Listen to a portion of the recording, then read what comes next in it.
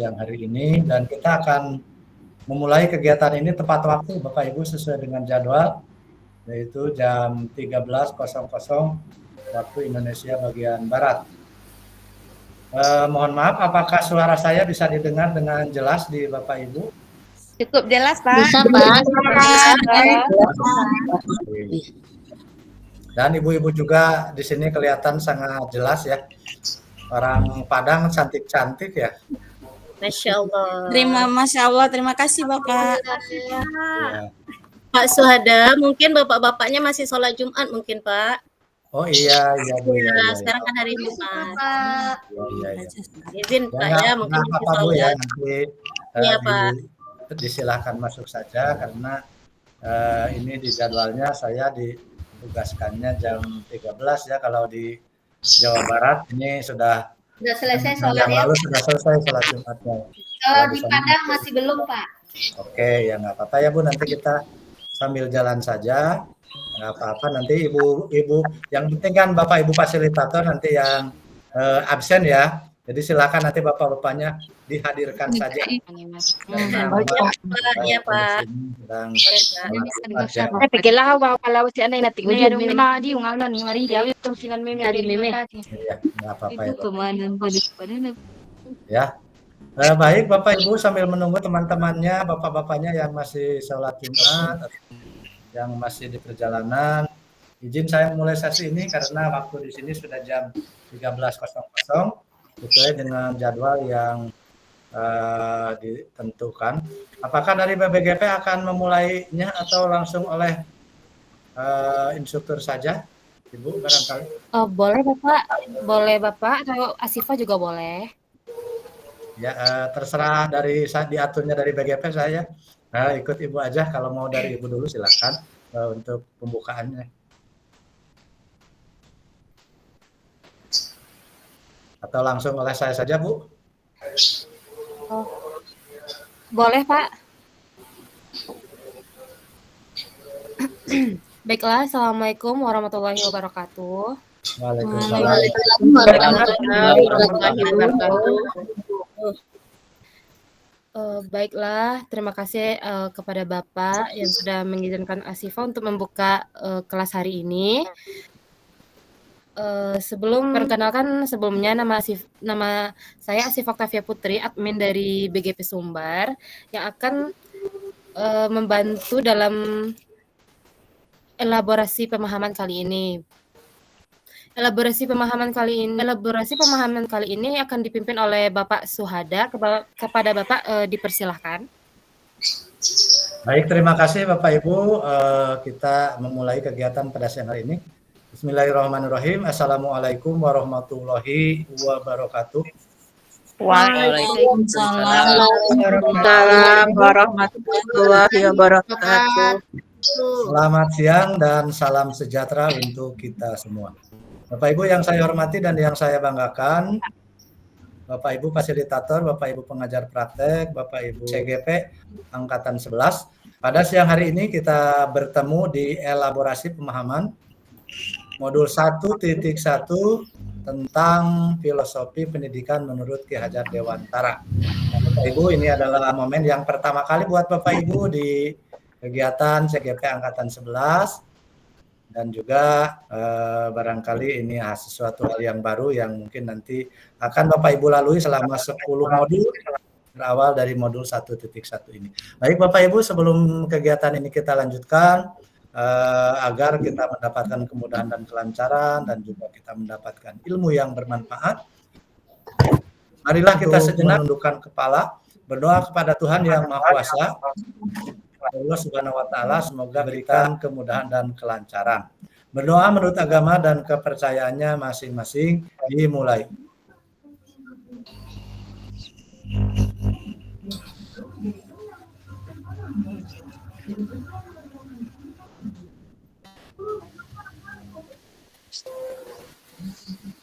Berdoa selesai. Baik Bapak Ibu, izinkan saya berbagi layar dengan Bapak Ibu untuk menyampaikan materi yang akan kita coba elaborasi dan diskusikan pada kesempatan siang ini. Apakah sudah kelihatan di layar laptop Sudah. Bapak Ibu? Pak. Baik, terima kasih. Salam dan bahagia. Assalamualaikum warahmatullahi wabarakatuh. Damai sejahtera. Om Swastiastu. Namo Buddhaya, kebajikan, rahayu untuk kita semua di ruang virtual ini. Refleksi filosofis pendidikan Ki Hajar Dewantara. Sesi elaborasi pemahaman modul 1.1. Pengembang modul ini adalah Bapak Simon Petrus Rafael. Beliau adalah salah satu dari instruktur di kegiatan program Guru Penggerak. Dilaksanakan pada hari Jumat tanggal 8 Juni tahun 2024. Nah, ini Bapak Ibu sebagai pengembang modulnya adalah Bapak Simon Petrus Rafael. Ini kira-kira biodata dari beliau. Kalau bisa Bapak Ibu baca. Dalam hal ini saya sebagai penyambung lidah dari beliau untuk mencoba menyamakan persepsi, mencoba lebih menggali dan meningkatkan pemahaman kita mengenai filosofi pendidikan menurut Ki Hajar Dewantara. Perkenalkan, nama saya Pak Suhada, sehari-hari sebagai pengawas sekolah jenjang SMP di Dinas Pendidikan Kabupaten Ciamis, Provinsi Jawa Barat. Karena teman-teman nanti ada sesi untuk maka jangan lupa ingat namanya Pak Suhada untuk instruktur modul 1.1. Bapak Ibu ada yang pernah kenal dengan Kabupaten Ciamis ini? Pernah dengar? Pernah ke Ciamis, Pernah ke Ciamis, Pak. Sering ke sana, Pak. Kenapa? Oh, begitu, ada yang sering ke Ciamis ya? Ibu dari mana, Bu? Dari Bukit Tinggi, Pak. Cuman keluarga banyak yang di Ciomas, kemudian pergi ada juga keluarga yang di Ciamis, Pak. Oke, terima kasih, Bu. Karena dari Palembang. Ya, baik. Ya, oke. Baik Bapak Ibu, sebelum kita mulai kegiatan pada siang hari ini, ada beberapa komitmen belajar supaya kita tertib mengatur interaksi di dalam kegiatan setiap tatap maya di elaborasi pemahaman. Komitmennya Bapak Ibu yang pertama, membuka diri terhadap perbedaan dalam berpendapat, bertanya dan berbagi pengalaman. Jadi kalau nanti Bapak Ibu ada yang pendapatnya beda dengan saya atau dengan teman yang lain, ya silahkan saja, itu sah-sah saja. Itu sebagai menambah pengetahuan, menambah kekayaan pengetahuan kita. Jangan kita peruncing menjadi satu perselisihan yang tidak berujung gitu ya. Kita terima perbedaan itu sebagai suatu kekayaan yang bisa menambah wawasan kita lebih luas. Yang kedua, semua peserta berpartisipasi aktif dalam diskusi. Apabila sudah mendapatkan kesempatan bertanya dan berbagi pengalaman, maka berikan kesempatan yang sama bagi yang belum bertanya atau berbagi cerita. Jadi nanti Bapak Ibu akan diberi kesempatan beberapa sesi untuk bertanya, dan setiap yang bertanya nanti tolong secara singkat, jelas, padat, gitu ya. Jangan terlalu lama waktunya. Dan nanti kalau Bapak Ibu sudah diberi kesempatan, berikan kesempatan kepada yang lain. Karena keaktifan Bapak Ibu akan dinilai baik oleh Satker maupun oleh BGP ya, akan terekam abadi ya di dalam kegiatan Guru Penggerak ini. Jadi Bapak Ibu rajin-rajinlah bertanya atau menanggapi ya, itu untuk Bapak Ibu dapat nilai keaktifan. Lalu yang ketiga, konsisten dengan waktu saat mempresentasikan ide, bertanya dan berbagi pengalaman. Jadi kita jangan terlalu menghabiskan waktu oleh sendirian. Jadi kesempatan yang lain. Yang keempat, tekan ikon raise hand. Bila hendak bertanya dan silakan berbicara setelah dipersilakan. Ya, ada yang sedang bicara, mohon menunggu dipersilakan. Jadi Bapak Ibu, nanti akan saya bagi menjadi beberapa sesi. Sesi yang pertama saya menjelaskan materi, lalu nanti ada tanya jawab. Sesi yang kedua menjelaskan materi, tanya jawab. Sesi yang ketiga materi, lalu ada tanya jawab. Setiap sesi tanya jawab, saya akan memberi kesempatan kepada 3 orang yang mengangkat tangan terlebih dahulu ya. Silakan Bapak Ibu nanti secepatnya untuk mengangkat tangan kalau mau bertanya. Dan yang pernah ngangkat tangan, pernah diberi kesempatan, jangan ngangkat tangan lagi, beri kesempatan yang lain. Lalu yang kelima, semua peserta membuka video, kecuali bila terkendala jaringan. Jadi kameranya, videonya silakan selalu on. Peserta boleh menutup video jika ada kendala jaringan. Yang keenam, di bagian kanan bawah ada chat box. Digunakan sebagai media bertanya dan berbagi pendapat dan pengalaman. Kalau melalui berbicara langsung dengan angkat tangan atau raise hand, itu waktunya sangat terbatas, sehingga Bapak Ibu kemungkinan tidak akan kebagian semua. Maka kalau Bapak Ibu ada pertanyaan, alangkah baiknya Bapak Ibu silahkan tulis di chat box ya. Itu juga sama akan terekam ya, akan terekam oleh panitia bahwa Bapak Ibu aktif.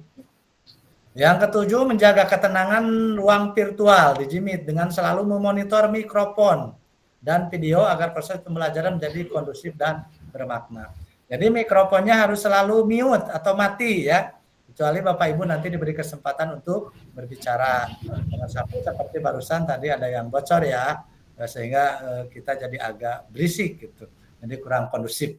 Silakan dipantau, kameranya selalu menyala, mikrofonnya selalu off atau dimatikan.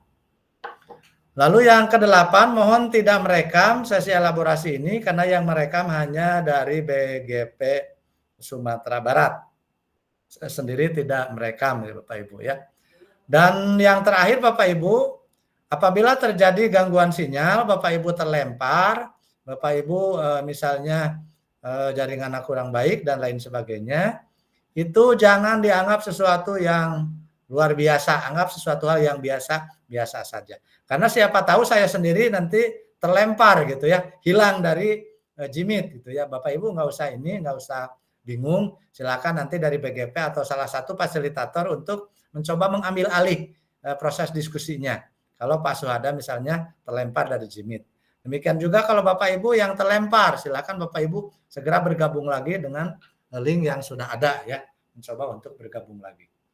Itu kira-kira Bapak Ibu tata tertibnya yang harus kita pegang bersama, yang harus kita lakukan bersama agar kegiatan pada siang hari ini, bahkan pada kegiatan-kegiatan selanjutnya, setiap modul Bapak Ibu mengikuti kegiatan tatap maya melalui Jimit bersama instruktur maupun bersama dengan fasilitator di kegiatan ruang kolaborasi. Baik Bapak Ibu, saya yakin tadi pagi sampai tengah hari ini Bapak Ibu sudah sibuk di sekolahnya masing-masing. Ada yang samen atau kenaikan kelas, mungkin perpisahan, atau mungkin yang masih ngisi rapot, atau barangkali sudah libur ya kalau di Padang itu. Kalau di sini di Jawa itu, di Jawa Barat, masih banyak yang kegiatan kenaikan kelas, masih ada yang kegiatan-kegiatan, mungkin mulai Senin depan baru ada yang sudah mulai libur gitu. Atau masih ada juga yang masih kegiatan ya. Karena itu Bapak Ibu, saya yakin Bapak Ibu lelah, saya yakin Bapak Ibu mungkin sekarang itu inginnya istirahat, apalagi tengah hari habis sholat Jumat, makan siang, itu bawaannya pengennya tidur begitu ya. Nah untuk itu dalam kesempatan ini saya mengajak teman-teman, marilah kita tenangkan hati dan pikiran, arahkan semua perhatian untuk fokus belajar.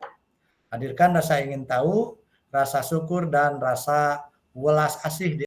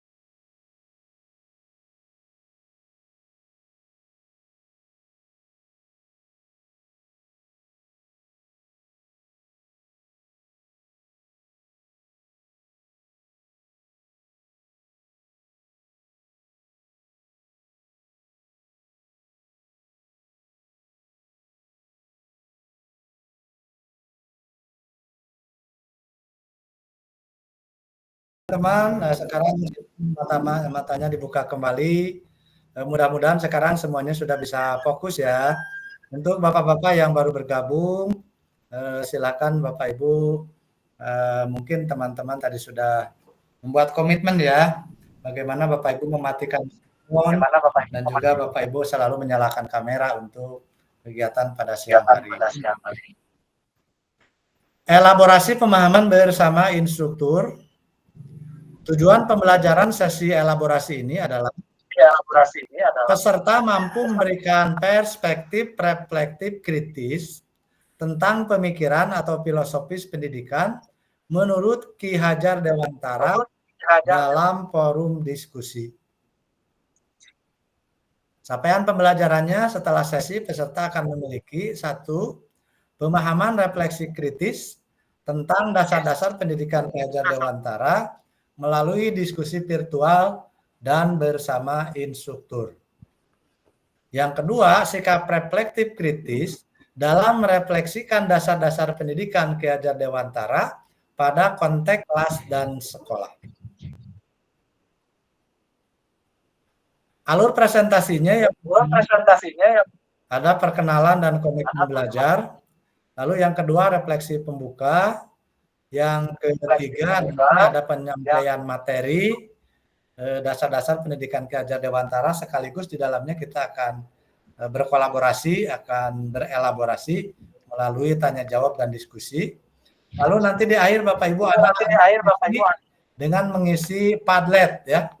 10 menit terakhir nanti akan Bapak Ibu ada kewajiban membuat refleksi, dan itu akan menjadi daftar hadir atau absensi Bapak Ibu untuk instruktur. Kalau daftar hadir Bapak Ibu di LMS sudah ada di fasilitatornya masing-masing. Jadi untuk daftar hadir dengan saya selaku instruktur, Bapak Ibu dengan cara mengisi Padlet yang nanti linknya akan saya bagikan di chatbox 10 menit kurang lebih menjelang kegiatan ini berakhir. Nanti ada kegiatan penutup. Baik Bapak Ibu, yang pertama kali kita akan coba lihat adalah Maaf Bapak, saya mau pindah lokasi Bapak. Di sini mati lampu. Baterai laptop saya dari tadi dicas tidak penuh-penuh Pak. Maaf ya Pak, mau pindah tempat. Ya silakan Bu, silakan. Ya. Baik Bapak Ibu. Suara saya masih kedengaran dengan jelas Bapak Ibu? Masih, Pak. Di sini kurang Pak, hujan badai sini Pak. Ada hujan badai ya. Oke. Baik Bapak Ibu, yang pertama akan kita coba gali, mengapa dalam program guru penggerak ini ada kata-kata di awal itu salam dan bahagia. Nah ini nanti Bapak Ibu jangan aneh, di setiap modul, di setiap Bapak Ibu ada elaborasi di PowerPoint yang ditampilkan oleh instruktur ataupun fasilitator, nanti akan sering menemukan kata-kata salam dan bahagia.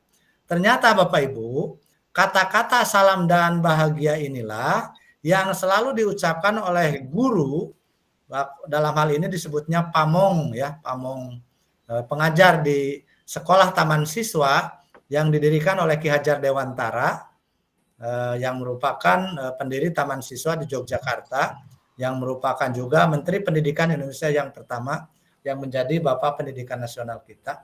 Ini di sekolahnya itu, bila seorang guru bertemu dengan muridnya, maka kata-kata yang diucapkannya itu adalah salam dan bahagia.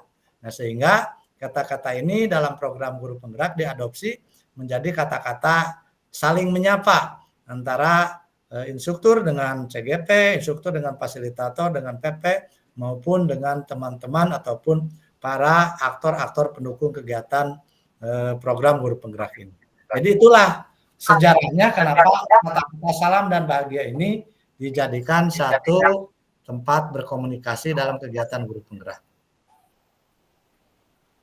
Lalu Bapak Ibu kita akan mencoba mengkaji, sebetulnya di sini Bapak Ibu juga sudah mempelajari sejak mulai dari diri, kemudian ada eksplorasi konsep, kemudian ada ruang kolaborasi bersama fasilitator, ditambah dengan beberapa hari yang lalu Bapak Ibu mengisi demonstrasi kontekstual, sampai pada siang hari ini Bapak Ibu bertemu dengan Pak Suhada di kegiatan elaborasi pemahaman. Artinya kehadiran Bapak Ibu ke forum sekarang ini bukan lagi sebagai kertas kosong ya, tetapi sudah membawa pengetahuan yang lengkap, hanya kita tinggal sedikit menggali, tinggal sedikit memakan persepsi saja. Jadi saya yakin Bapak Ibu, saya berprasangka baik Bapak Ibu sudah memahami sebetulnya apa sih dasar-dasar dari pendidikan Ki Hajar Dewantara itu. Kita lihat Bapak Ibu satu persatu. Yang pertama, menurut Ki Hajar Dewantara, dasar pendidikan itu adalah menuntun. Ada yang bocor tuh Bu, dalam mikrofonnya dikontrol. Baik, yang pertama itu menuntun. Ini ke ngatur. Oke, bisa di-mute Bapak Ibu. Oke. Maksud pendidikan itu adalah menuntun segala kekuatan kodrat yang ada pada anak-anak agar mereka dapat mencapai keselamatan dan kebahagiaan yang setinggi-tingginya baik sebagai manusia maupun anggota masyarakat. Hajar Dewantara 1936, Dasar-dasar Pendidikan, halaman 1 paragraf 4. Jadi, menurut Ki Hajar Dewantara, kita sebagai guru itu hanya sebagai penuntun di dalam proses pembelajaran. Nah, di sini apa yang kita tuntun adalah kekuatan kodrat yang memang sudah dimiliki oleh anak-anak kita, bahkan sejak mereka dilahirkan. Untuk apa? Supaya mereka mencapai keselamatan dan kebahagiaan yang setinggi-tingginya sebagai apa? Baik sebagai individu, bagian dari anggota masyarakat. Ini adalah yang pertama disampaikan oleh Ki Hajar Dewantara tentang filosofinya di dalam kegiatan proses pembelajaran, di dalam kegiatan pendidikan yang dilaksanakan di Indonesia. Kenapa ini kita menggali kembali tentang menuntun ini?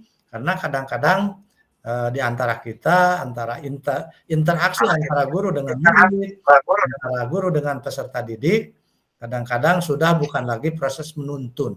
Sehingga melalui program guru penggerak ini, kita diingatkan kembali bagaimana proses yang kita lakukan oleh seorang pendidik, seorang guru terhadap anak-anak kita atau peserta didik kita itu adalah melalui proses menuntun.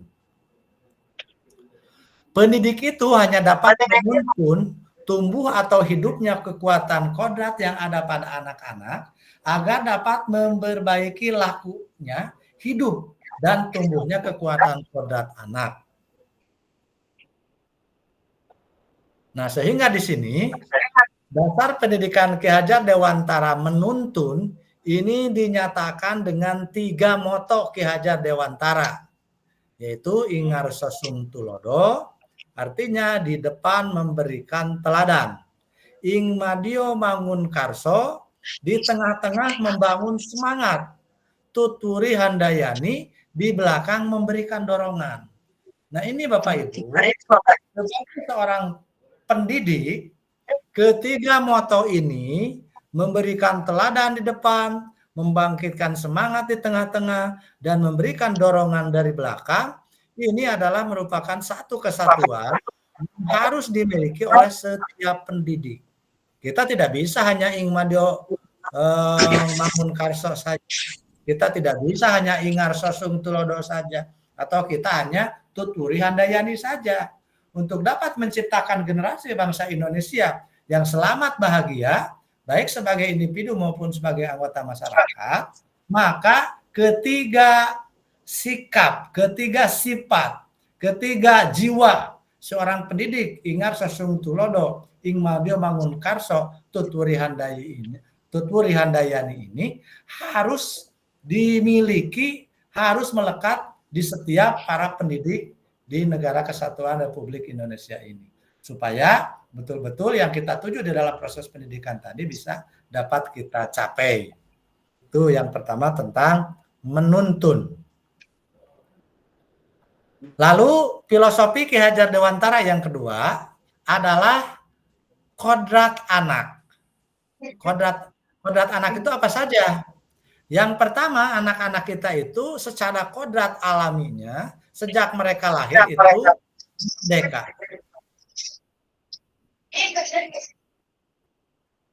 Mohon maaf Bapak Ibu ada yang bocor, tolong di mute.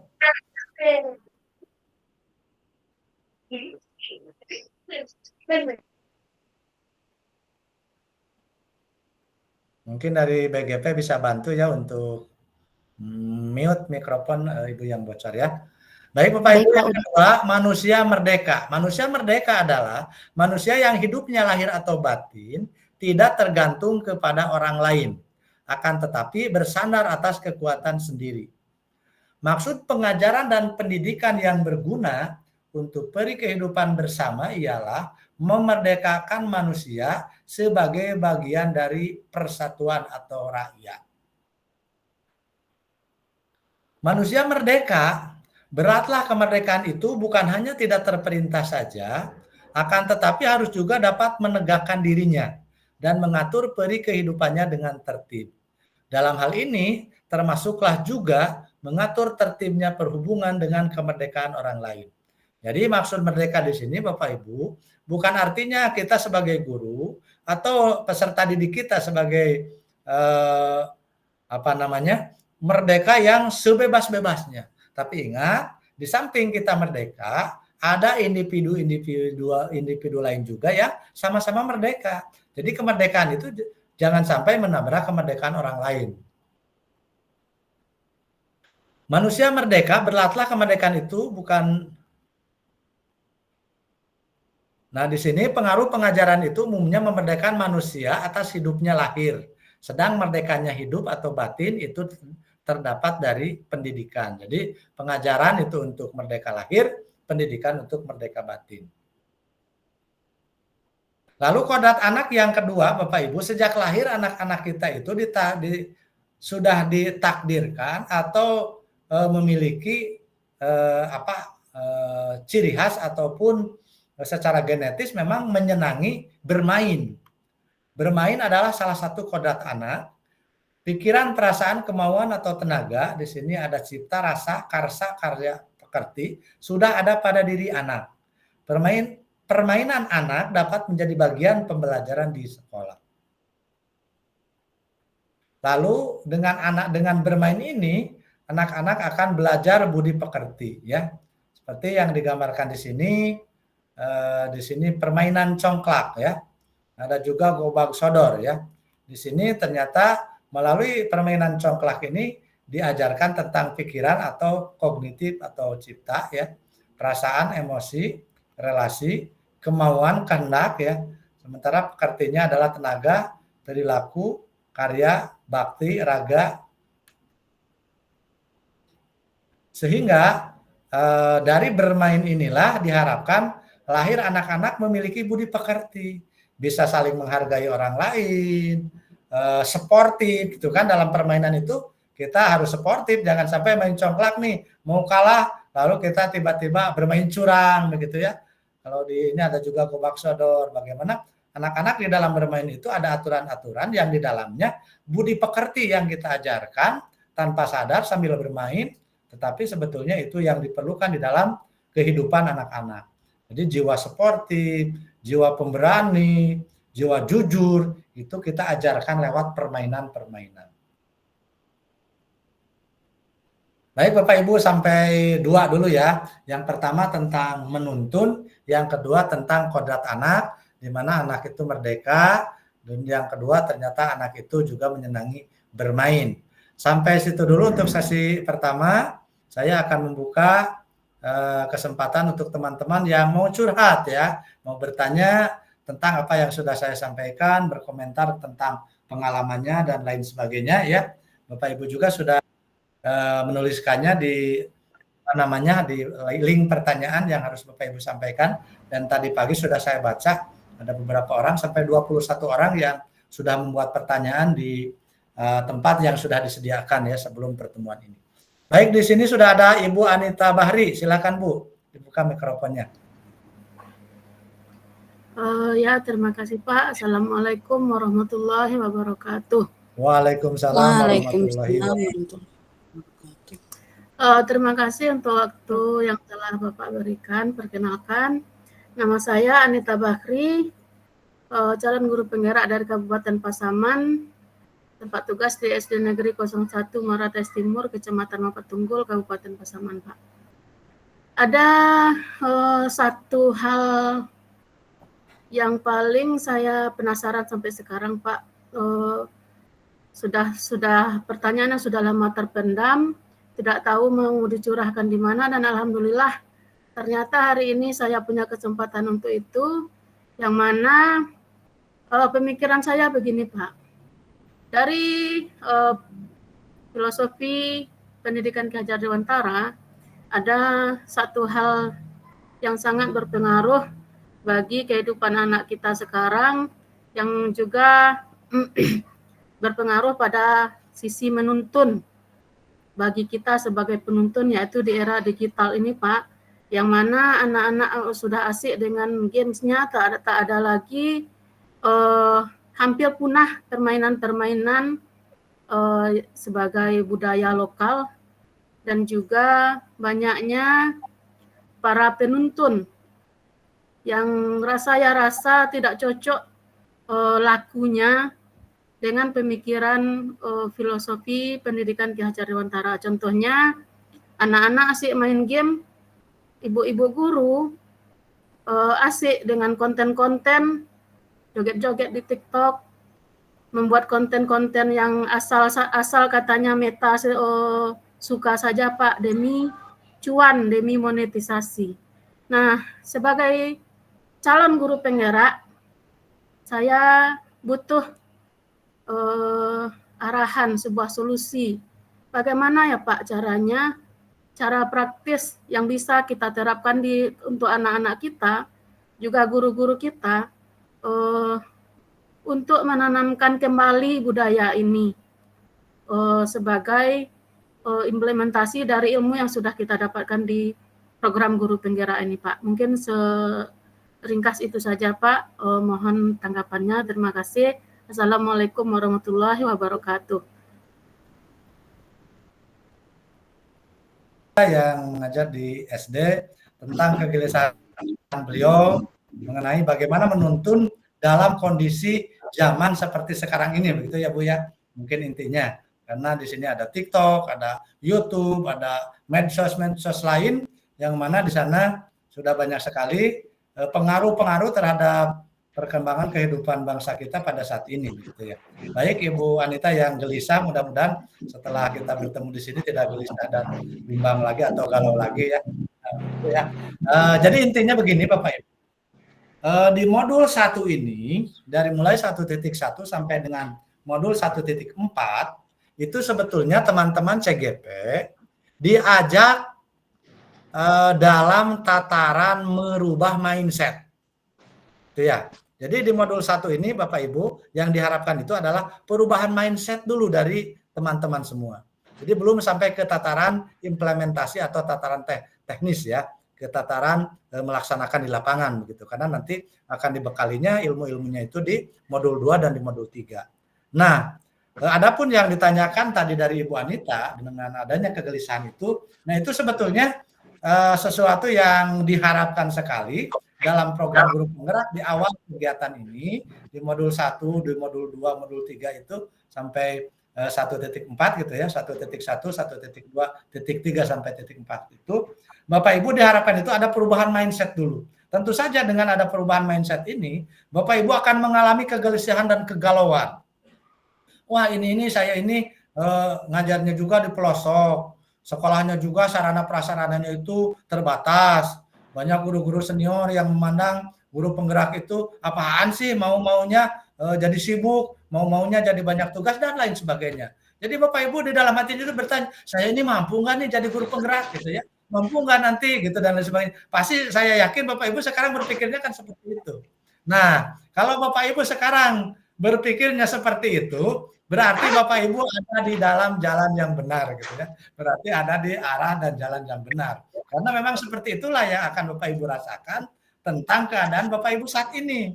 Karena baru masuk modul 1.1 kan gitu ya, pasti gitu ya.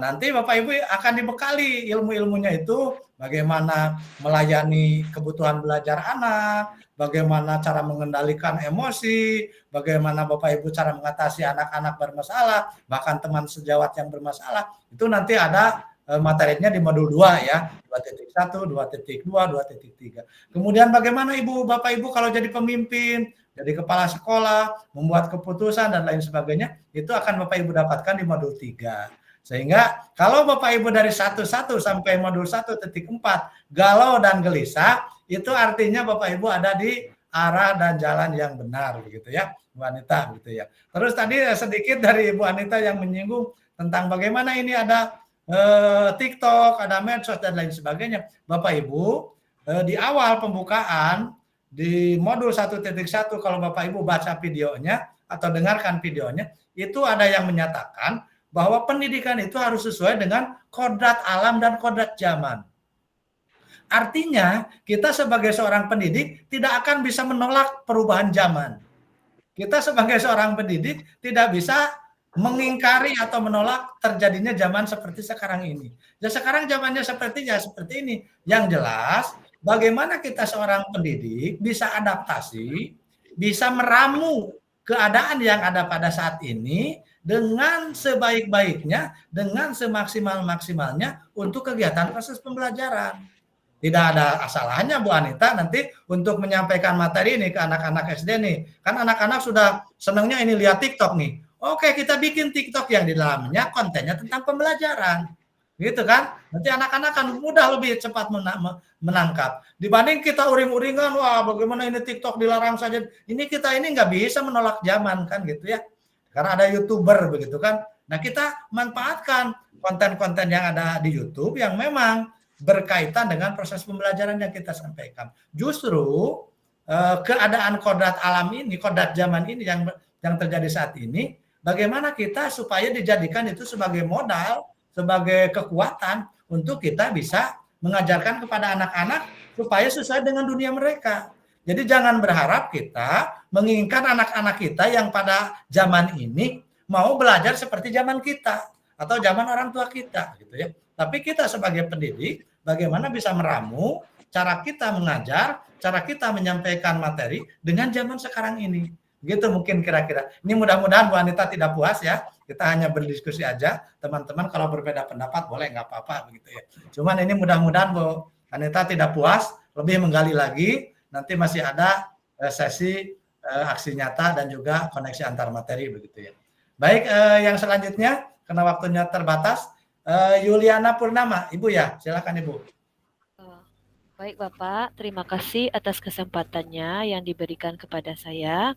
Di sini saya masih sudah memaknai konsep dalam materi yang modul yang sudah disampaikan oleh Bapak tadi. Yang seperti sudah dijelaskan Bapak tadi, bahwa dunia anak sekarang kan semakin canggih. Kita belajar dari bagaimana kodrat alam dan kodrat zaman. Yang ingin saya tanyakan, hal apa yang perlu kita perhatikan sebagai guru sehingga pembelajaran yang kita berikan tidak bertentangan dengan filosofi yang sudah diajarkan oleh Ki Hajar Dewantara. Maaf sebelumnya saya perkenalkan diri saya belum, saya dari SDN 04 Garege Bapak. Terima kasih atas kesempatannya. Terima kasih Bapak. Baik, terima kasih Ibu Yuliana. Sama juga ini banyak yang dari SD ya? Iya Bapak. Dari Padang ini. Baik, ya Ibu di sini juga bagaimana agar kodrat zaman sekarang ini di dalam menuntun anak agar tidak bertentangan dengan filosofi Ki Hajar Dewantara tentang menuntun ya. Sekali lagi Bapak Ibu, kebingungan Bapak Ibu nanti di dalam pembelajaran yang sebetulnya yang diharapkan sesuai dengan pembelajaran di guru penggerak, yang mana di guru penggerak ini kan nanti disesuaikan dengan kurikulum merdeka ya Bapak Ibu ya. Dengan kurikulum merdeka, dengan di dalamnya ada kita membuat perencanaan dari modul ajarnya yang dimulai dengan CP, TP, ATP, kemudian juga di dalamnya ada pembelajaran berdiferensiasi, bagaimana kita bisa melayani murid, dan lain sebagainya. Nah ini tentu saja Bapak Ibu sesuai dengan filosofi pendidikan Ki Hajar Dewantara bahwa kita itu menuntun, artinya kita tidak bisa memaksakan bahwa anak itu harus belajar seperti yang kita inginkan, gitu ya. Jadi jangan pernah kita berpikir bahwa anak itu harus belajar seperti yang diinginkan oleh Bapak Ibu gurunya. Itu nanti lebih jelasnya itu ada di modul 2.1 ya, pembelajaran berdiferensiasi, pembelajaran yang berupaya memenuhi kebutuhan belajar anak. Jadi di dalam upaya menuntun ini, tentu saja tuntunan yang kita berikan sebagai guru tidak bertentangan, karena kalau kita memaksakan tidak sesuai dengan zaman yang sekarang ini, saya yakin teman anak-anak kita, peserta didik kita tidak akan menerima apa yang kita sampaikan begitu ya. Tapi kalau kita dengan mencoba beradaptasi gitu ya, beradaptasi dengan apa yang sedang terjadi pada saat ini, itu insya Allah anak-anak juga akan lebih cepat merespon apa yang kita sampaikan. Tentu saja agar ini bisa terjalin dengan baik, Bapak Ibu, mendidik anak-anak kita di sekolah sebetulnya bukan hanya tanggung jawab Bapak Ibu guru sendiri sebagai pendidik saja. Kita ini harus berkolaborasi ya. Di sana ada orang tua murid, ada komite sekolah, ada kepala sekolah. Ini harus kita berkoordinasi, harus berkolaborasi dengan semua pihak, manakala kita menghadapi kendala yang seperti tadi. Jadi masalah anak-anak ini senangnya pada medsos, pada TikTok, pada YouTube dan lain sebagainya. Nah ini Bapak Ibu guru juga akan nanti koordinasi dengan orang tuanya, koordinasi juga dengan lingkungan setempat dan lain sebagainya. Ini bukan hanya tanggung jawab Bapak sendiri sebagai pendidik. Yang mayoritas sih kalau terjadi sesuatu dengan anak-anak di sekolah itu seolah-olah yang disalahkan itu hanya ke guru saja, hanya ke guru saja. Padahal kalau kita tegur anak itu bersama kita di sekolah, apalagi yang SD, itu kan hanya sampai jam 12, hanya sampai tengah hari. Sementara anak-anak kan sebagian besar berada di lingkungan. Pulang dari sekolahnya lewat masyarakat, kadang-kadang kalau yang dekat pasar mungkin lewat pasar, lewat terminal, atau paling tidak lewat perkampungan, pesawahan, terus bersama orang-orang tuanya di rumah. Nah ini kalau anak terjadi sesuatu yang aneh-aneh, itu jangan hanya gurunya saja yang disalahkan sebetulnya. Karena anak berada di berbagai tempat, berada di berbagai lokasi. Maka dari itu perlu adanya koordinasi dan kerjasama yang baik. Jadi Ibu Yuliana tadi, salah satu cara bagaimana mengatasinya dengan masalah medsos, masalah perkembangan zaman dan sebagainya, ya kita koordinasi dengan semua pihak. Itu kuncinya ya. Kita tidak bisa menyelesaikan masalahnya sendirian gitu ya. Ini perlu adanya kerjasama yang melibatkan dengan semua orang. Nah, saking pentingnya keterlibatan karena ciri khas di guru penggerak, ciri khas di sekolah penggerak, ciri khas di kurikulum merdeka itu adanya kolaborasi semua pihak. Itu yang diharapkannya. Jadi tanpa itu semua nonsen kita sebagai guru dapat menyelesaikan itu masalah kita sendirian gitu ya. Bahkan saya di angkatan-angkatan sebelumnya, saya bertugas di instruktur mulai angkatan 5, jadi ini angkatan yang ke-7 saya jadi instruktur. Ada yang usul begini Pak, sekarang kan di sekolah sudah ada yang namanya pendidikan guru penggerak gitu ya. Kemudian sekolah-sekolahnya juga ada yang sudah menjadi sekolah penggerak ya Bapak Ibu sebagian ya, ada yang menjadi sekolah penggerak. Gitu ya. Nah, kalau semuanya sudah dari penggerak, Bapak Ibu kan enak katanya. Tapi kan anak-anak itu tidak hanya di sekolah saja, tapi yang lamanya itu kan di rumah tangga gitu, di keluarganya gitu. Maka saya sebagai calon guru penggerak itu angkatan-angkatan sebelumnya nih yang usul ke saya, tolong Pak Suhada sampaikan ke Pak Menteri supaya selain ada guru penggerak sekolah penggerak, adakan juga program keluarga penggerak katanya begitu. Karena supaya ada kesamaan persepsi katanya antara di rumah, di sekolah, di mana, jadi semuanya kerjasama. Ya usulnya baik-baik saja kalau saya bilang gitu, tapi maka itu atau tidak. Jadi artinya Bapak Ibu kuncinya adalah kita melakukan kolaborasi dengan semua pihak. Itu sementara Ibu Yuliana mudah-mudahan tidak puas karena waktunya juga terbatas. Yang terakhir Ibu Febri ya, Bapak ya, mohon maaf Bapak Febri ya. Bapak kan Pak. Bapak Pak. Terima kasih Pak Suhada atas waktu dan kesempatan yang diberikan. Perkenalkan Pak, nama saya Febri, Pak Febri Pak, dari SMK Negeri 1 Lubuk Kaping, Kabupaten Pasaman, Sumatera Barat. Baik Pak, saya mau menanggapi Pak, bukan bertanya, boleh Pak? Boleh, silakan Pak. Iya Pak. Terima kasih Pak dari paparan Bapak tadi terkait pemikiran Ki Hajar Dewantara. Memang kalau kita lihat Pak, berbagai dari jenjang yang berbeda tentu Pak memiliki kendala atau masalah masing-masing ya Pak. Namun di sini seperti yang Bapak sampaikan tadi, terutama terkait dengan perkembangan teknologi, tentunya perkembangan teknologi dan zaman ini itu suatu keniscayaan, artinya zaman dan teknologi itu terus berubah. Jadi tentunya kita guru harus mampu beradaptasi dan memanfaatkan teknologi itu untuk pertama ya kita di dalam belajar dan membelajarkan siswa. Kemudian Pak, yang sering jadi yang disorot di sini tentu terkait dengan pengaruh teknologi itu terhadap budaya Pak. Jadi kalau menurut saya Pak, untuk nilai-nilai budaya positif yang ada di zaman sekarang atau modern ini tentunya perlu kita lestarikan.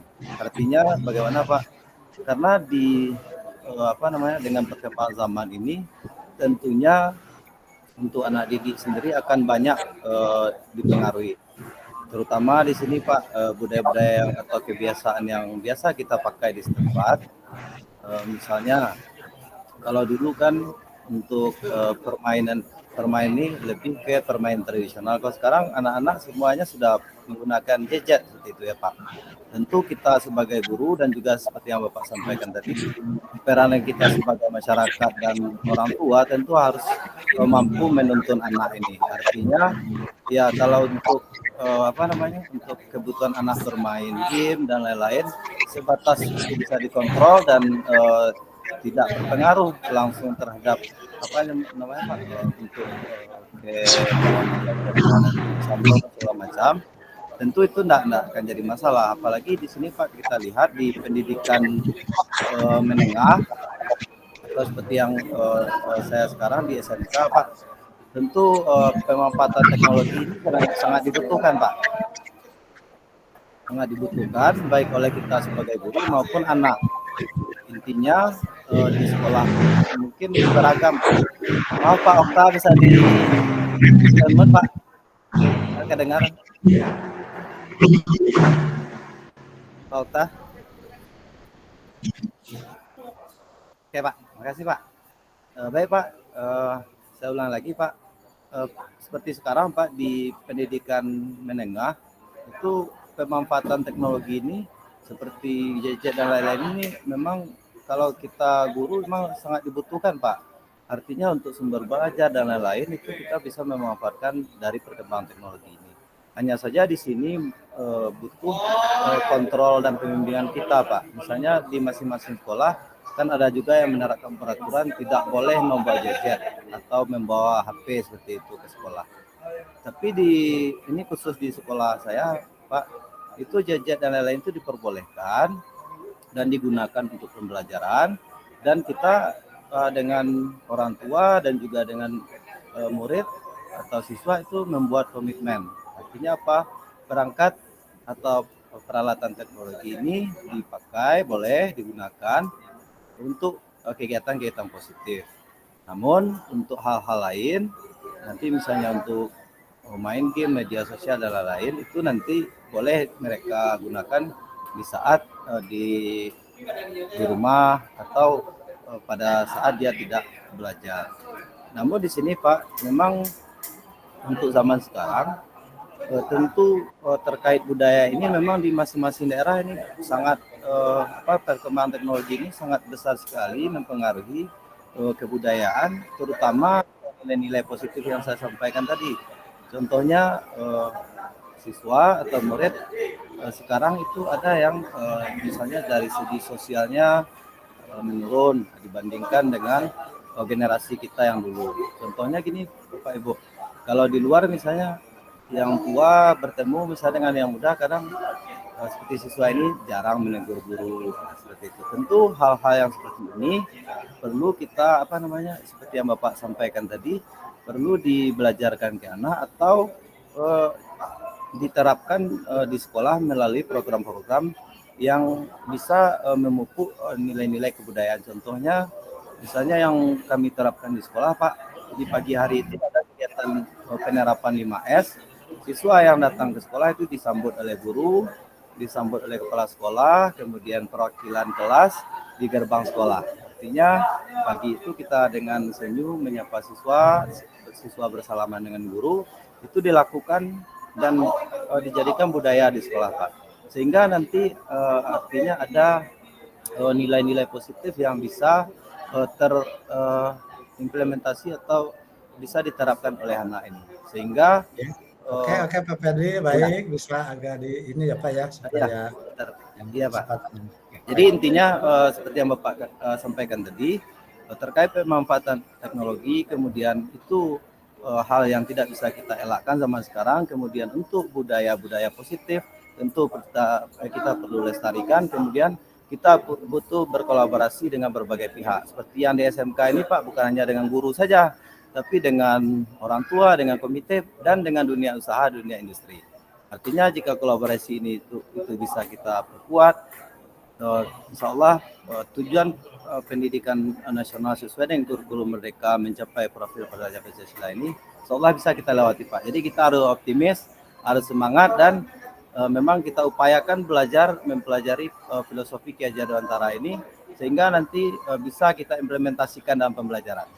Oke, Pak. Terima kasih, Pak. Baik, terima kasih Pak Ferdi yang sudah menyampaikan praktek baiknya dan juga berbagi kepada kita. Jadi betul Bapak Ibu, yang paling penting sekarang ini sebagai pendidik, kita bisa adaptasi terhadap zaman yang ada sekarang ini, supaya kita bisa diterima oleh anak-anak kita, oleh peserta didik kita. Tapi bukan berarti kita menerima secara mentah-mentah teknologi yang ada, ataupun juga budaya-budaya yang bersumber dari luar, apalagi yang negatif. Ini bukan berarti harus kita terima mentah. Minimal pada saat anak-anak kita tidak bisa dilarang menggunakan HP misalnya, maka kita mendampingi anak-anak kita menggunakan HP.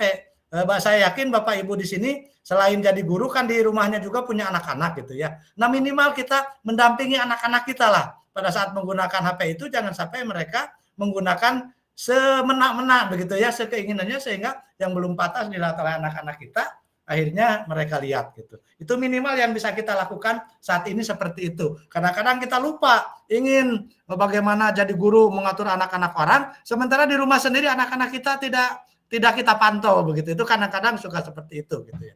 Nah, itu saja sementara Bapak Ibu sudah 3 orang, nanti saya beri kesempatan di sesi berikutnya. Yang belum kebagian, silakan tulis saja di chat box apa yang ingin disampaikannya, karena itu juga sama terekam.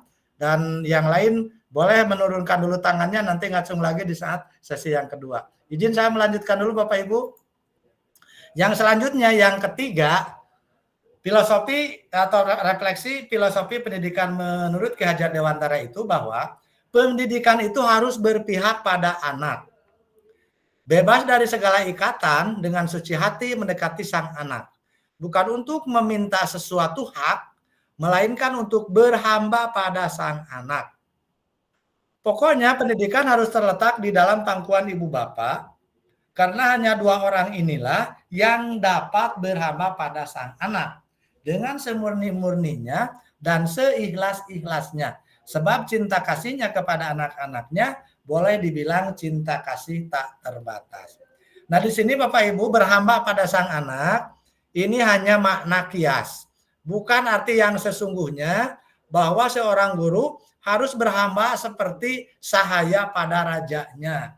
Nah, ini jadi ini banyak yang kontroversi, banyak yang menentang di awal-awal dengan mengartikan secara langsung bahwa berhamba itu ya seperti hamba pada raja. Tetapi di sini artinya kita sebagai guru harus mampu menciptakan proses pendidikan yang berpihak pada murid, yang mengutamakan kebutuhan belajar murid. Bukan artinya berhamba seperti rakyat pada rajanya. Pendidikan yang berpihak pada anak itu sebetulnya ada sejarahnya ya Bapak Ibu. Pemikiran tentang berhaba pada sang anak itu tercetus dari suatu penyesalan yang pernah dirasakan oleh Suwardi Suryaningrat, nama lain dari Ki Hajar Dewantara ya, ketika menghadapi setumpuk pekerjaan yang belum terselesaikan. Beliau dulu pada masa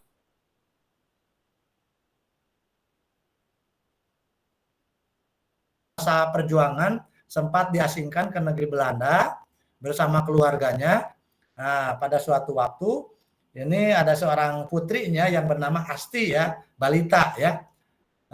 Padahal beliau sedang sibuk-sibuknya ngejar tayang ya, karena wartawan kan harus dimuat mungkin besok harinya begitu ya. Nah, di sini tangis Asti yang tiada henti-hentinya dirasakan sebagai suatu hambatan yang mengganggu tugasnya. Lalu dengan serta-merta diseretnya anak itu keluar. Dan tanpa berpikir panjang, dibiarkannya Asti kecil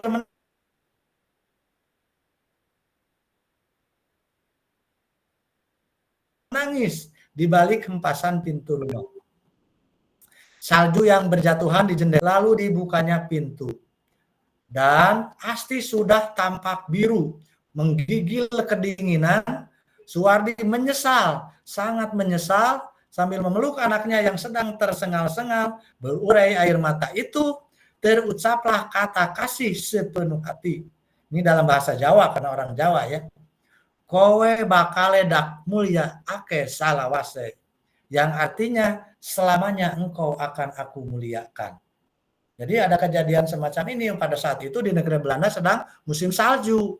Di anaknya itu, nah Tuhan mendengar kata umatnya, apa yang akan terjadi, terjadilah. Asti tidak pernah dapat mengurus dirinya sendiri hingga sekarang. Seluruh keluarga selalu berusaha untuk dapat melayani keperluannya.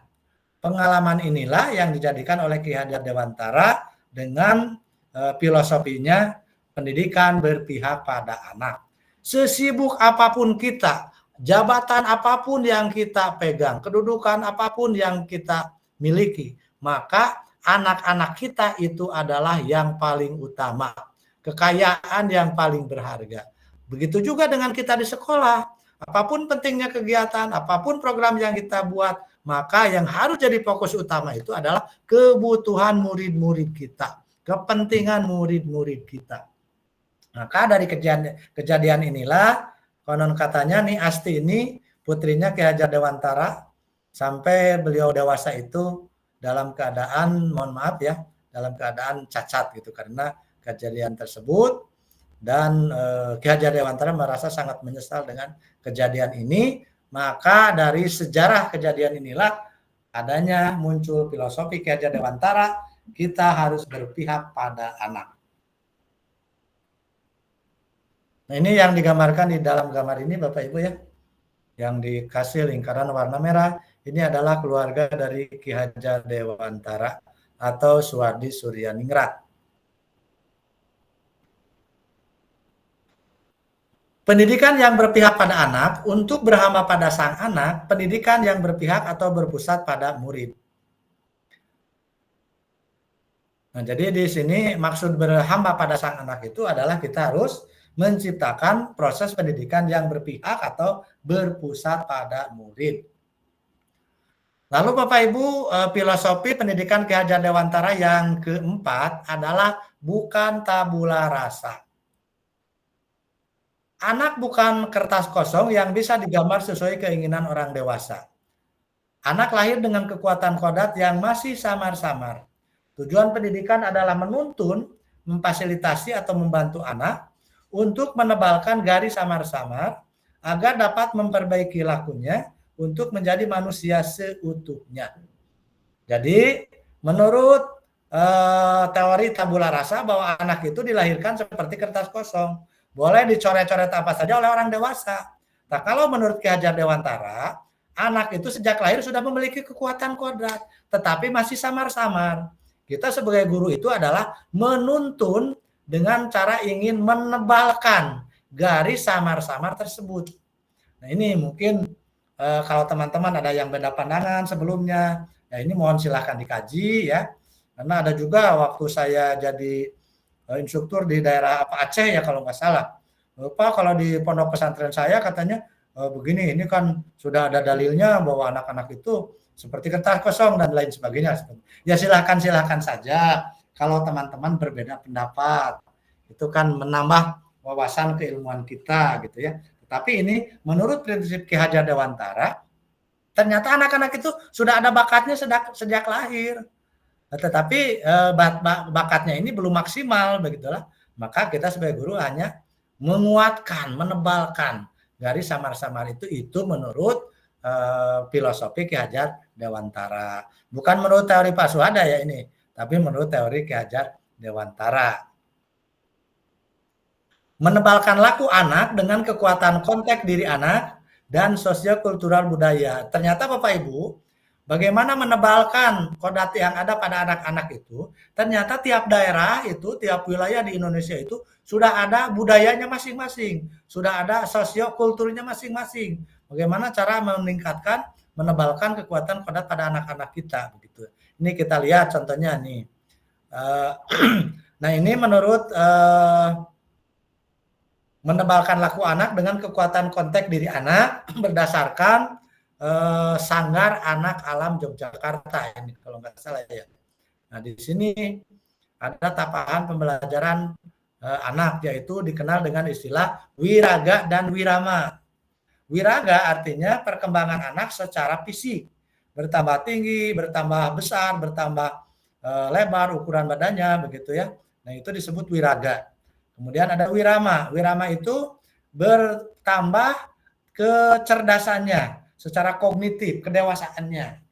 Nah, menurut Sanggar Anak Alam Yogyakarta, untuk anak 0 sampai 8 tahun itu baru wiraga. Itu eksplorasi pengalaman raga indera imajinasi ya. Nah, sementara untuk 8 sampai 16 tahun wiraganya masih tetap tumbuh berkembang dan wiramanya juga perlahan-lahan mulai berkembang, mulai tumbuh. Nah, baru anak 16 sampai 24 tahun ini dianggap baik wiraga maupun wiramanya sudah lengkap gitu, atau sudah sempurna. Nanti 24 ke atas sudah dewasa. Nah, ini menurut Sanggar Anak Alam Yogyakarta. Kemudian beberapa daerah ternyata ada budaya-budaya yang bagaimana menebalkan laku anak-anak di daerah tersebut. Pertama di sini ada di daerah Manggarai, Nusa Tenggara Timur ya, atau Nusa Tenggara Barat, Manggarai itu ya. Toing, Titong, Toming. Di sini Toing adalah mengajar, Titong menuntun, Toming teladan.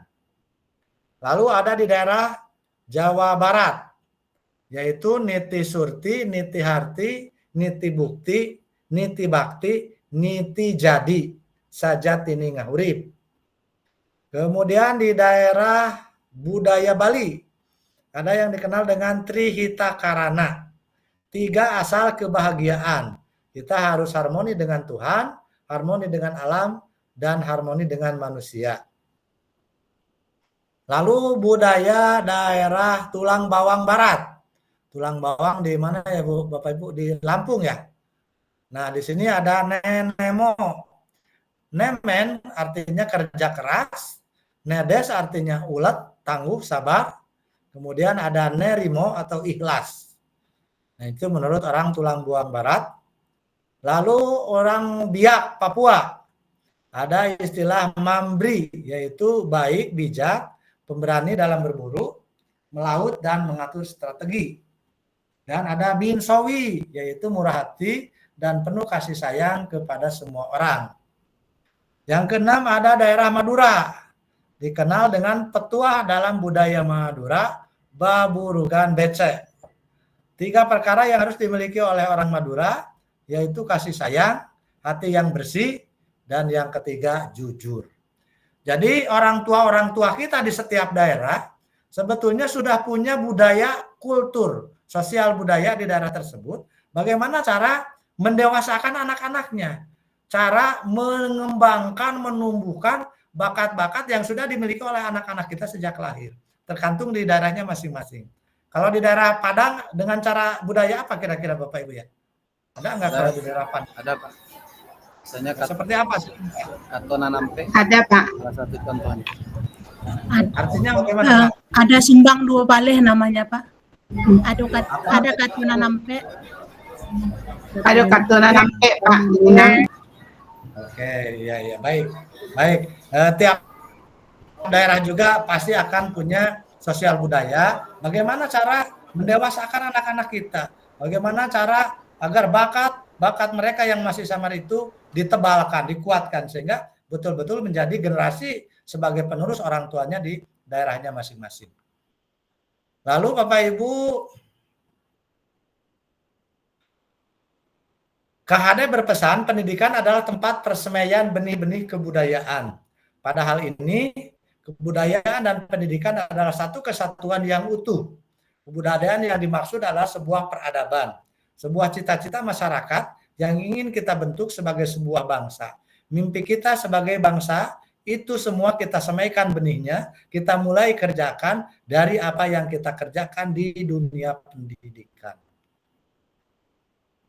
Oke Bapak Ibu sampai nomor 4, semuanya ada 6, jadi nanti satu sesi lagi. Nah untuk sementara saya buka lagi tanya jawab di yang kedua ya. Ini sudah ada yang mengangkat tangan, Ibu Deni Marlina ya, silakan Ibu. Terima kasih kesempatan yang sudah diberikan Pak. Di sini saya bertanya mengenai bagaimana menuntun anak yang bisa memberikan contoh sosial kulturalnya di dalam kelas. Sementara kita sebagai seorang guru sudah memberikan contohnya Pak. Tapi anak tersebut tidak bisa di-handle atau diajak untuk belajar lebih baik gitu Pak. Memperkenalkan bagaimana berbicara dengan guru, bagaimana berbicara dengan teman. Mereka tidak mengindahkan sosial budaya yang ada di daerah kita. Itu saja Pak. Terima kasih Pak.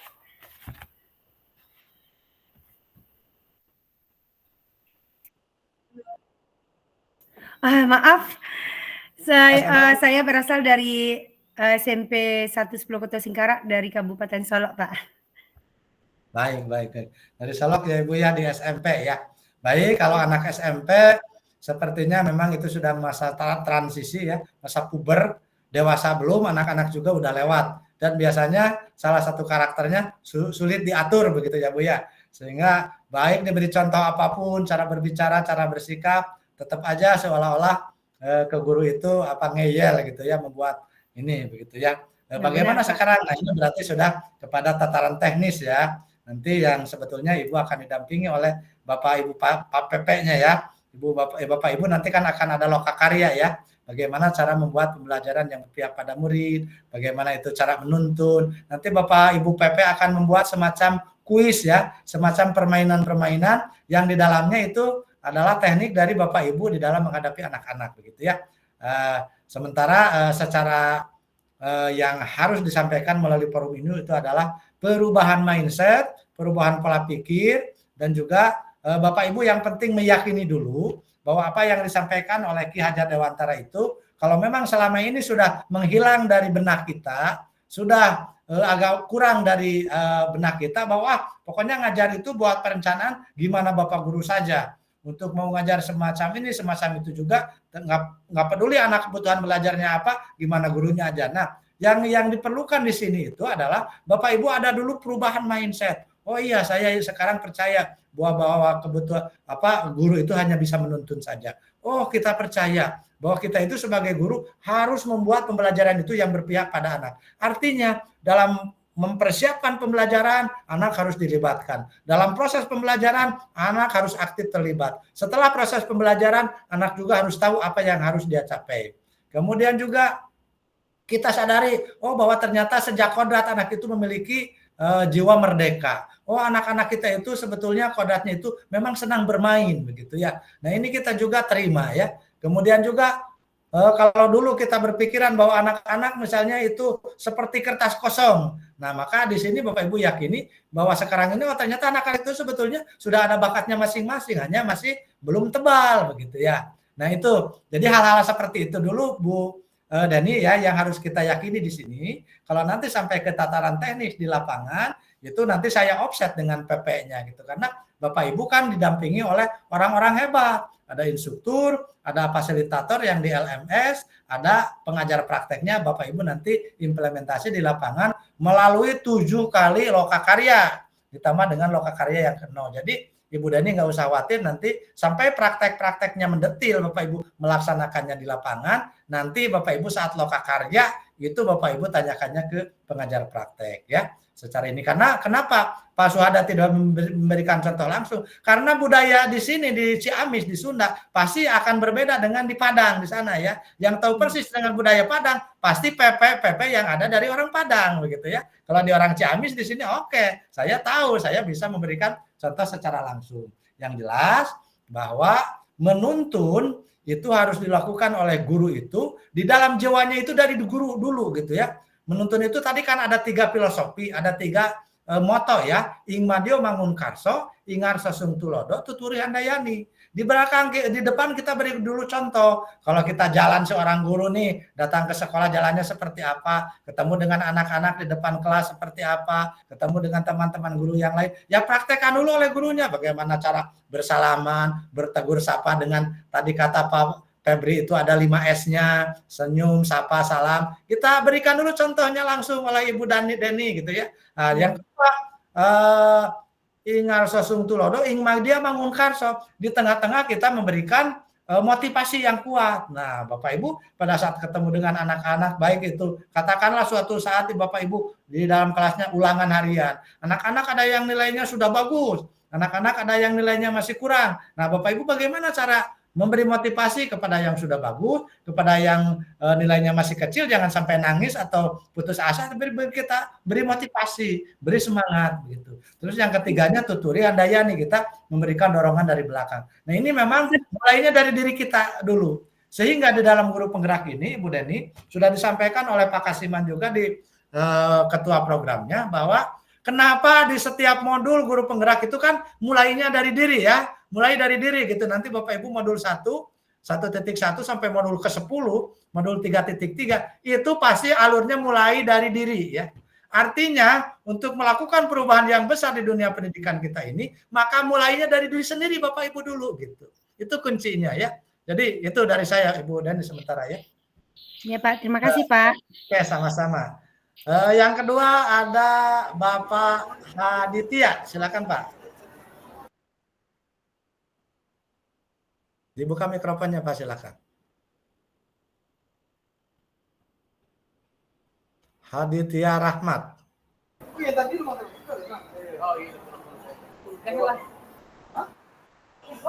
Bisa dibuka? Ya, Pak. Oke, ya Pak. Baik Pak.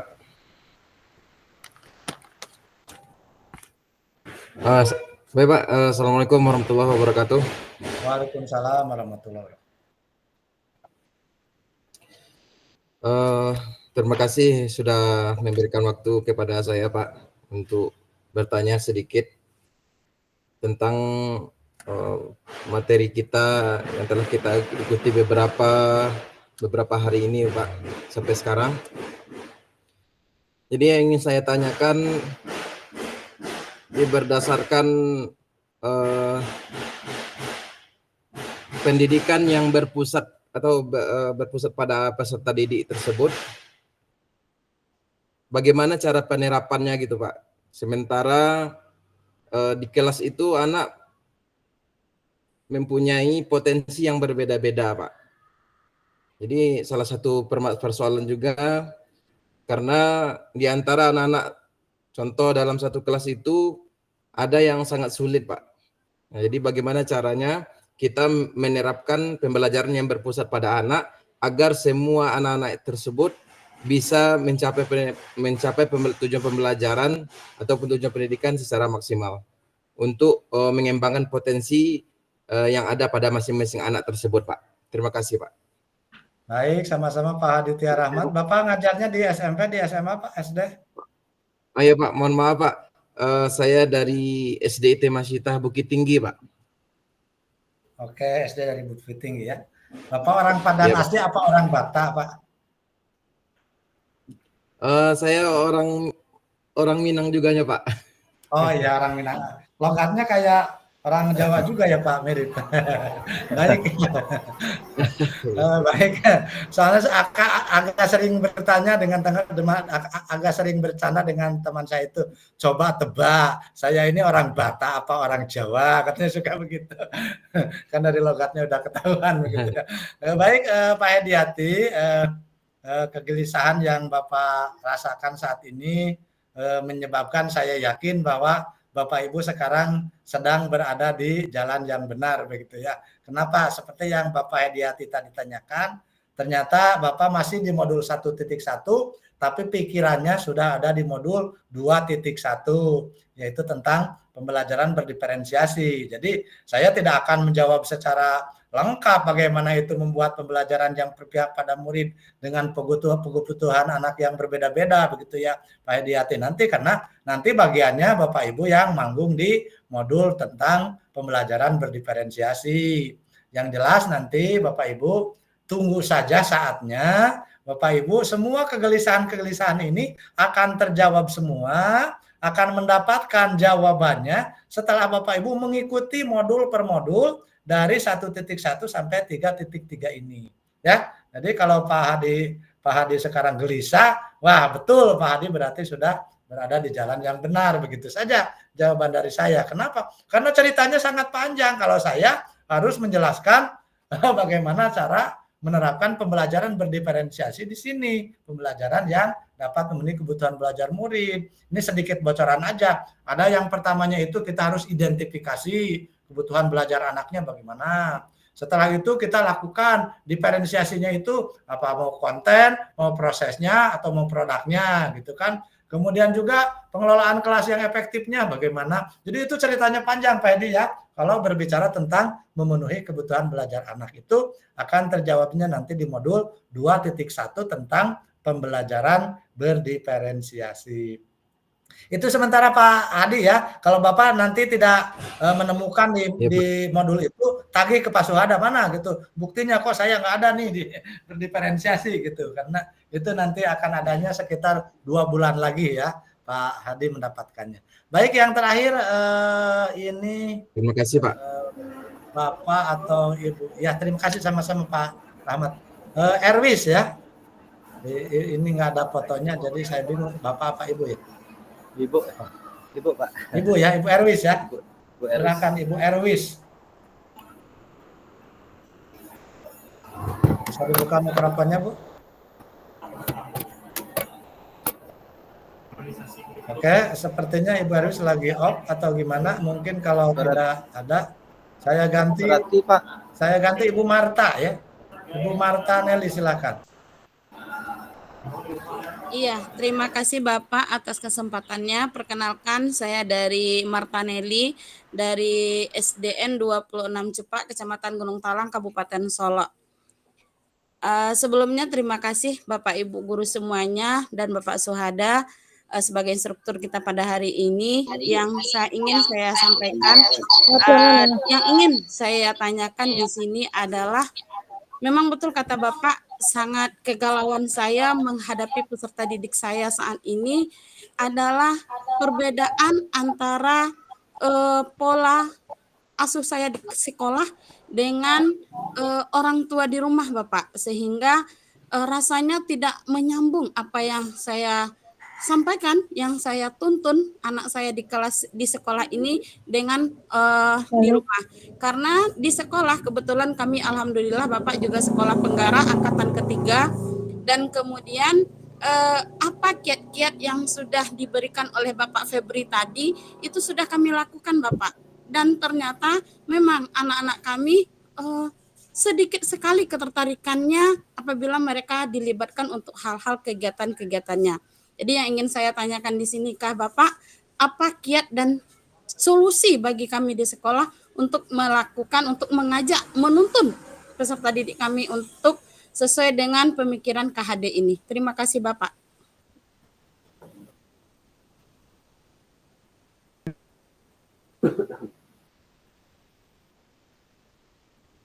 Ya tadi karena tadi saya beberapa waktu panggil Ibu Iya, nggak muncul, jadi mohon maaf nanti Ibu saya dengan kondisi sekolahnya yang kebetulan sekolah penggerak juga, ya sudah sangat luar biasa berarti sekolahnya, kepala sekolahnya dan teman-temannya begitu ya. Kuncinya Bapak Ibu sekali lagi dalam program guru penggerak dan sekolah penggerak, bahkan di kurikulum Merdeka sekali lagi tadi sudah saya sampaikan adalah adanya kerjasama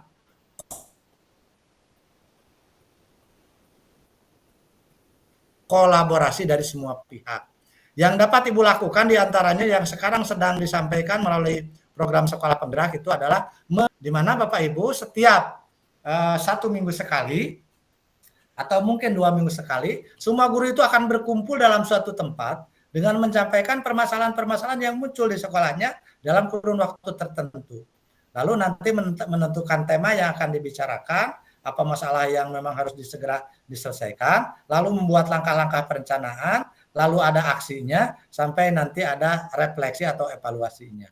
Nah, melalui kegiatan itu, diantaranya komunitas belajar ini salah satu cara untuk mengenasi hal-hal tadi, apalagi sekolah ibu adalah sekolah penggerak, yang di dalamnya itu kan sudah dibimbing oleh fasilitator sekolah penggeraknya, sudah ada ekstra tambahan amunisinya ya untuk kegiatan itu kan ada anggarannya tiap tahun itu beda dengan sekolah yang lain. Ini Ibu akan lebih leluasa dengan teman-teman dengan Bapak Kepala Sekolahnya. Jadi Ibu Marta tinggal koordinasi saja dengan semua pihak termasuk komite dan orang tua itu dilibatkan. Mau dibawa kemana di sekolah kita ini? Ini sudah dihargai oleh pemerintah, oleh BBGP dijadikan sekolah penggerak. Bapak ibunya, orang tuanya disentuh, komitenya, kepala desanya atau apa kalau di sana desa ya sama ya. Bapak kepala desanya disentuh, komitenya, tokoh masyarakat, tokoh agamanya disentuh. Mau bagaimana ini sekolah-sekolah kita ini? Ini kan sudah dihargai oleh pemerintah dan sebagainya. Sayang loh kalau sudah sekolah penggerak, masa antara sekolah dengan orang tua kurang nyambung gitu kan. Harusnya justru di sana keterlibatan semua pihak itu di sekolah penggerak harus kelihatan. Jadi intinya ada Ibu adalah kolaborasi dengan semua pihak. Ya itu Bapak Ibu ternyata waktunya hanya tinggal 9 menit, kita harus berefleksi juga nanti kurang lebih 10 menit. Ini masih ada 2 materi lagi. Izin saya menyampaikan dulu materi supaya selesai. Dan Bapak Ibu nanti saya buka sesi kalau masih ada waktu ya. Yang selanjutnya Bapak Ibu. Ya terima kasih sama-sama Ibu. Pendidikan Ki Hajar Dewantara itu adalah budi pekerti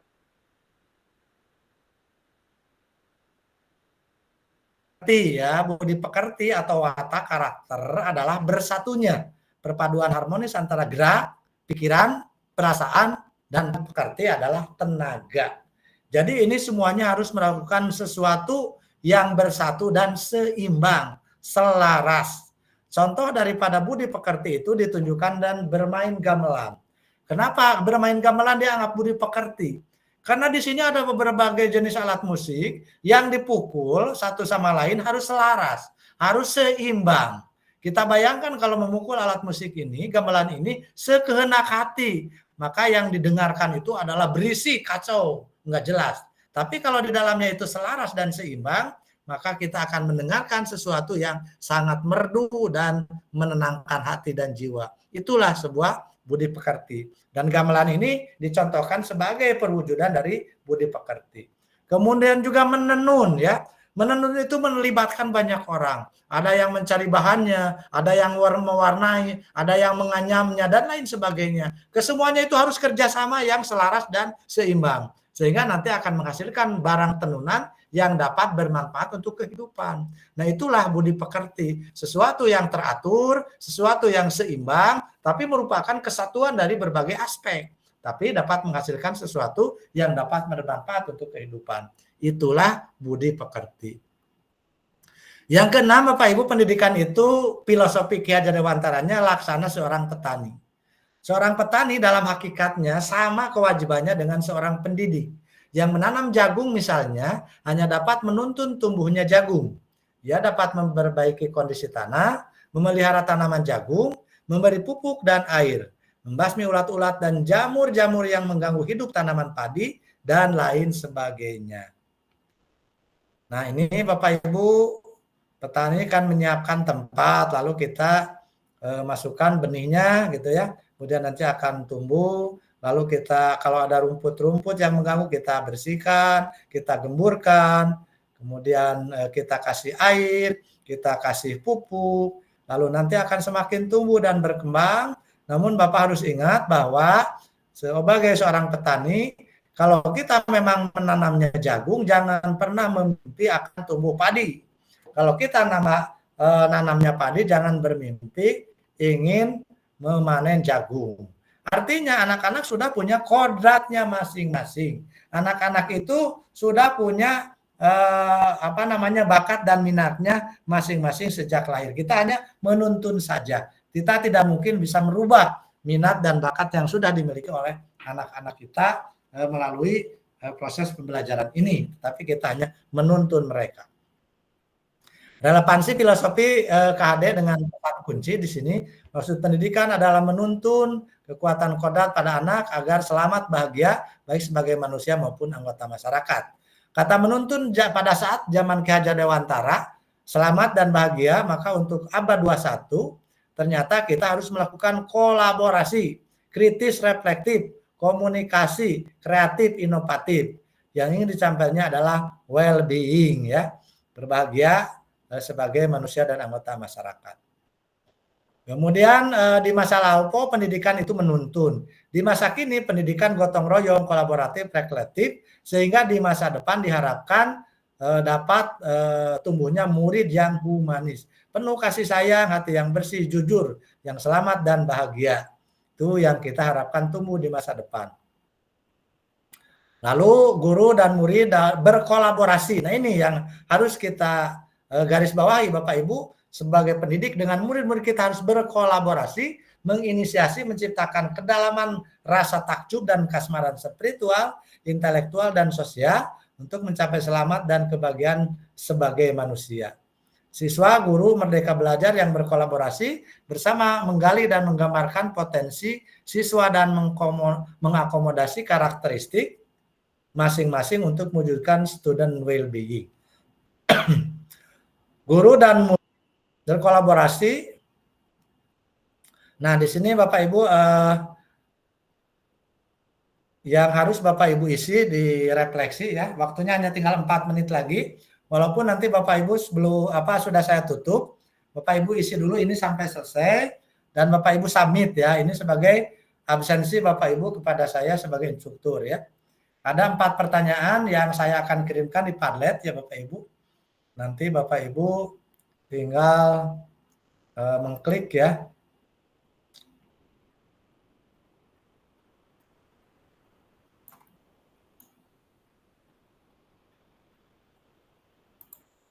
Linknya akan saya kirim di chat box. Nah, itu sudah saya kirimkan Bapak Ibu di chat box. Kalau Bapak Ibu tidak ada kendala, pasti akan terbuka ada 4 pertanyaan, ya. Dan sudah saya buat di Padlet, ya. Nanti kalau Bapak Ibu mengkliknya betul, yang akan muncul adalah seperti ini, ya.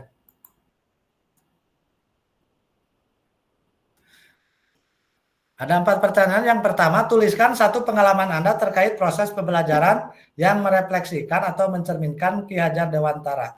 Filosofi Ki Hajar Dewantara, mencerminkan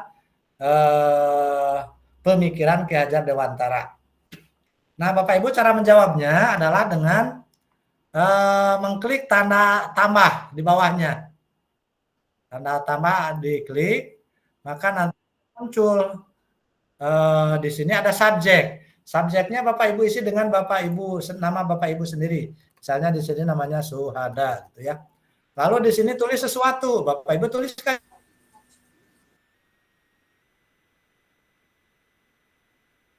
Jawabannya. Pengalaman saya terkait pemikiran bla bla bla, tulis aja Bapak Ibu, ya. Tak tulis apa gitu, ya. Publikasikan. Maka Bapak Ibu sudah menjawab di pertanyaan yang pertama, begitu, ya. Nanti Bapak Ibu di yang kedua juga, Bapak Ibu klik tanda tambahnya di bagian bawah. Bagaimana perwujudan menuntun yang saya lihat dalam konteks sosial budaya di daerah saya. Bapak Ibu klik, nanti akan ada tempat untuk ngetik. Subjek Bapak Ibu isi dengan nama Bapak Ibu, misalnya Suhada, gitu, ya.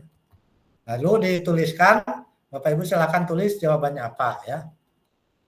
Setelah itu baru Bapak Ibu publikasikan. Lalu di pertanyaan yang ketiga, mengapa pendidikan Indonesia perlu mempertimbangkan kodrat alam dan kodrat zaman? Yang keempatnya, apa relevansi pemikiran KHD pendidikan berhamba berpihak pada anak dengan peran saya sebagai pendidik? Itu Bapak Ibu ya, sudah bisa dilihat, sudah bisa diklik linknya Bapak Ibu.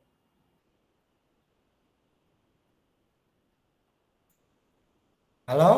Sudah Bapak, sudah. Sudah Bapak. Sudah, Pak. Oke. Sudah bisakah mengisinya Bapak Ibu? Setelah diklik tanda tambahnya langsung bisa diketik Pak. Oke. Setelah Bapak Ibu klik tanda tambah, nanti kan akan muncul subjek ya. Subjeknya isi nama Bapak Ibu ya. Lalu nanti di bawahnya Bapak Ibu isi tulis jawaban Bapak Ibu ya. Lalu setelah itu publikasikan. Baik, sekali lagi waktunya kita sudah habis dan ini Bapak Ibu selesaikan dulu sampai selesai karena ini jadi bukti kehadiran Bapak Ibu untuk saya ya. Nanti untuk absen di LMSMA urusan dengan fasilitator masing-masing. Tepat jam 14.30 waktu kita sudah habis. Bapak Ibu waktunya sangat terbatas sekali, mohon maaf. Saya masih ingin berbicara banyak dengan Bapak Ibu. Saya yakin Bapak Ibu juga demikian. Namun di akhir ini saya tekankan, di modul awal ini, modul 1 sampai 1.4, yang diharapkan dari teman-teman semua itu sebetulnya hanya perubahan mindset, perubahan pola pikir itu aja dulu. Bapak Ibu jangan dulu berpikir ke tataran teknis, ke tataran menerapkan, ke tataran mengimplementasikan. Tadi sudah saya katakan, kalau Bapak Ibu jadi bingung, jadi galau, jadi bertanya-tanya, saya ini mampu nggak jadi guru penggerak, saya ini bagaimana bingung sebagainya, berarti Bapak Ibu sedang berada di jalan yang benar. Saya tadi sudah tegaskan seperti itu. Bapak Ibu ikuti saja setiap modul ini dengan semangat, kerjakan semua tugas-tugas sesuai dengan kalender yang sudah dibagikan, jadwal yang sudah dibagikan, jangan sampai menunda-nunda tugas yang harus Bapak Ibu kumpulkan di LMS. Ikuti semua pendampingan individu, lokakarya bersama pengajar praktek. Insya Allah Bapak Ibu akan mendapatkan semuanya. Nanti Bapak Ibu kuncinya, Bapak Ibu berkolaborasi dengan semuanya. Saling membantu dengan sesama CGP. Jangan malu konsultasi dengan PP dan fasilitator. Itu kunci Bapak Ibu untuk sukses menyelesaikan program ini. Tetap semangat ya Bapak Ibu. Sampai sini dulu dari Pak Suhada. Mohon maaf atas segala kekurangannya. Walaupun sedikit, mudah-mudahan ada guna dan manfaatnya. Terima kasih. Billahi taufiq wal hidayah. Assalamualaikum warahmatullahi wabarakatuh. Waalaikumsalam warahmatullahi wabarakatuh. Silakan mikrofonnya kalau videonya kalau tidak kelihatan. Saya ambil foto 3, 2, 1. Terima kasih. Mohon pamit. Assalamualaikum. Waalaikumsalam. Dari Ibu Bapak